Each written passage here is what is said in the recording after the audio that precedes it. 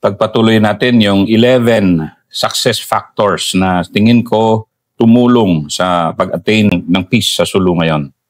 And again, we are coming from a low base point na 50 years na may putukan sa Sulu. 50 years na walang peace. Ngayon lang talaga nagkakaroon ng peace. And bakit masabi kong ngayon nagkakaroon na ng peace?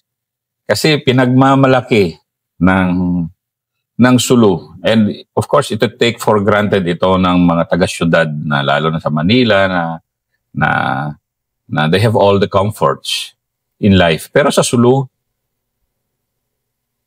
si General Peña, sabi niya, Dennis, I'll bring you to the yung kanilang pinagmamalaking boulevard sa Sulu. Sabi ko, yes sir.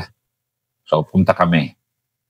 And sa akin, of course, sa standard ng Manila, etc. na yung nga, dito sa Manila, sanay ka sa Starbucks, sanay ka sa, the better things and finer things in life. Pagdating namin doon sa Boulevard, sabi ni General Peña, to Dennis, ito yung dividends of peace. Tingnan mo tong mga night, gabi. Dito tayo mag-dinner and yung nga, si General Peña, General Tampus, and their NGO friends came over. And saan kami nag-dinner? Sa Ala Boracay o Ala Siargao ng mga kainan sa tabi ng dagat sa Kulo. Okay, ano ba yung significance nito?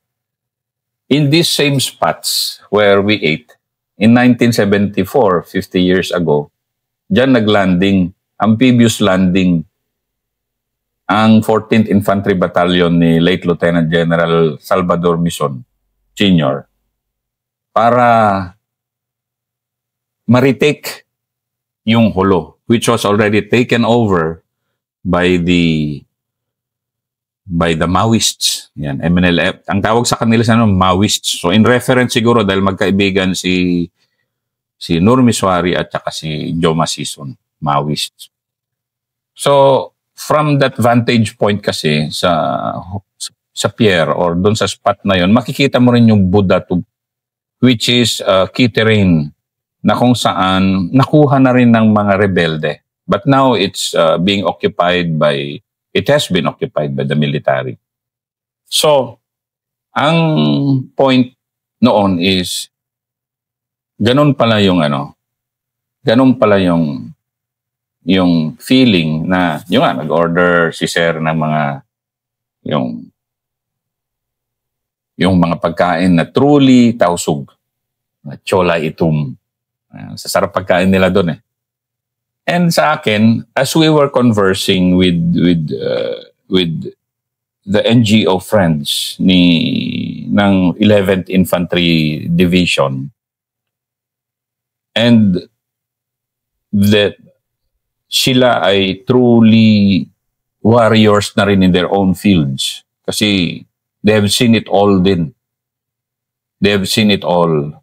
The war, the destruction, the displacement of people, the lack of development, the poverty, the ignorance, the lack of education, poor health conditions, poor governance at times. Nakita na nila.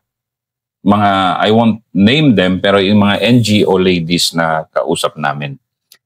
And it struck me na one of the ladies that we were talking to was an Ateneo graduate. Sabi ko, mga anak ko, Atenista, why don't you bring the Ateneo spirit dito sa Sulu? And sabi niya, yes sir, ginagawa na namin.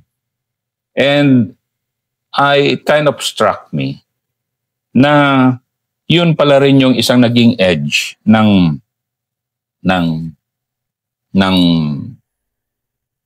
armed forces ngayon. And of course, hindi lang ngayon din. Yung previous commanders din na dumaan sa Sulu, na they cultivated relationships with the NGO community dito sa Sulu. Bakit importante yung NGOs sa sa overall scheme of things ng mga ganitong mga labanan? Ang simple answer dyan is that they put heart into what they do. And they put heart into what we do. Kasi sa military kasi, ang approach, left hand, right hand yan normally. Right hand, gera, bala, kanyon, baril, bombing. Ang left hand, civil military operations, activities that support the populace, community engagement. Left hand, left hand, left hand, right hand. Sometimes nga may identity crisis yung iba. Ano ba tayo? Warrior ba talaga tayo o community developer? Yung mga SF, Special Forces, they truly know their identity kasi they are both. And I'm truly proud to say na gano'n na rin yung majority talaga ng lalo na yung mga infantry battalions. They do both. They're capable of fighting, but they're also capable of engaging the community. Yung elite forces, LRR, SR, medyo ibang klase talaga kami. Ibang orientation, as if I may say. Pero bakit napaka-importante ng NGO partnership sa Sulu? Because they bring a different approach to development that would otherwise elude yung even the best thinkers sa military. Example, pumunta kami sa brigade ni Brigadier General Jack Jacinto. So he's facing Mount Tumatangis. Mount Tumatangis kasi yan yung masabi mong dyan dinadala yung mga kidnap victims. Dyan nagkukutay mga rebelde for the past several decades. Pero ngayon, there's a school that's run by the Seventh-day Adventist. It's an religious group. It's an NGO in partnership with the NGO. And it's non-Muslim. It's a Christian organization. Nagtayo sila ng very strong foundations ng elementary school doon na yung mga, whereas dati yung mga bata doon ay undereducated, yun, nanalo pa sila sa Quiz Bee. Pinagmamalaki nga yun ng 11 of 1st Brigade kasi nanalo pa sila sa Quiz Bee. Pero all because one NGO dared to go there. Dared to go there. Dared to go to the fringe. Ano ba yung fringe? Ito yung fringe, yung saan na yung danger zone nandyan na anytime may mangyari. Pero they believed in their mission as an NGO and it's happening. So yun nga. It's a challenge to bring in NGOs to help Sulu considering yung perception na yung mitsa dyan anytime masindihan.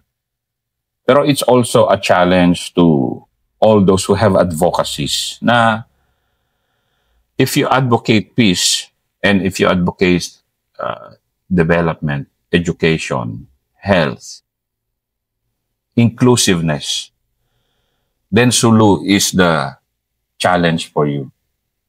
Don't go for the easier areas. Go for Sulu. And that I must say.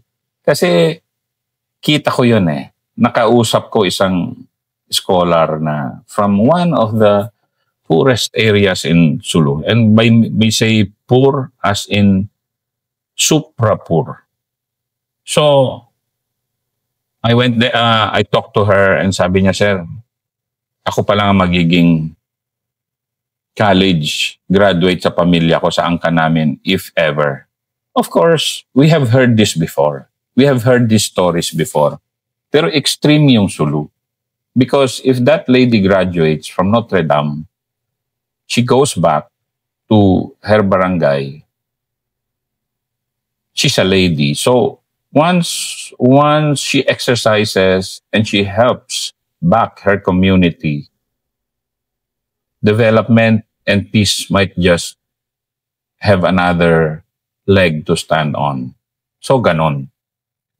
Why do I encourage NGOs? Because I know yung NGOs kasi, except yung mga leftist NGOs, ang NGOs kasi have a pure heart to really help. And of course, they are motivated by the challenges of operating in the extremes.